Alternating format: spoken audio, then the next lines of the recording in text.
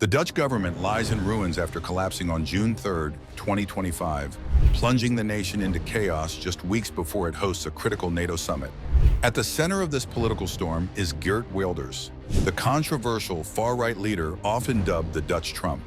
His decision to pull his party for freedom out of the governing coalition has sent shockwaves across Europe, raising questions about the future of Dutch politics and the broader challenges facing the continent. Geert Wilders, known for his fiery anti-Islam and anti-immigration rhetoric, has been a polarizing figure in Dutch politics for years. Despite legal troubles, including a conviction for insulting Moroccans and living under constant police protection due to death threats, he has remained defiant. His surprise election victory in 2023, where his PVV won 37 seats in the 150-member parliament, brought him closer to power than ever before. But today, less than a year after forming a coalition government with the VVD, BBB, and New Social Contract, Wilders has pulled the plug. The breaking point? A disagreement over migration policies. Wilders demanded 10 additional asylum measures, including freezing asylum applications and halting the construction of reception centers. When the other parties refused to sign off on these plans, he took to X to announce, "No signature for our asylum plans. PVB leaves the coalition."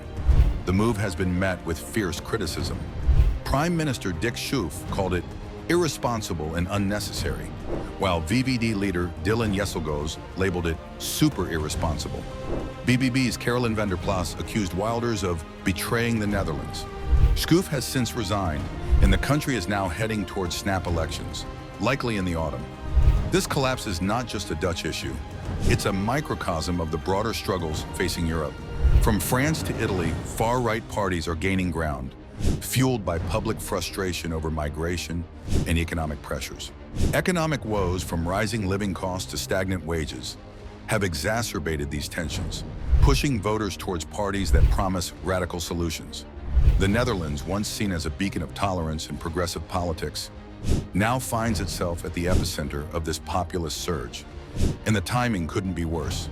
With the NATO summit just around the corner, where decisions on defense spending are on the agenda, this political instability could have far-reaching consequences. Will the Netherlands be able to commit to NATO's 2% GDP target amidst this chaos? Or will this further weaken the alliance's unity in the face of global threats? So what does this mean for the future of Europe? Is this the beginning of a new era where far-right populism dictates the political landscape? Can the traditional parties find a way to address the concerns of their citizens? Concerns over migration, economic pressures, and security without compromising their democratic values?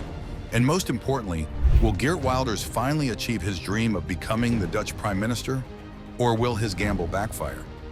As Europe grapples with these challenges, the question remains: can the continent find a balance between security, prosperity, and its cherished democratic principles? Or will it succumb to the siren call of populism? Only time will tell, but one thing is certain: the eyes of the world are now on the Netherlands, watching closely as this political drama unfolds.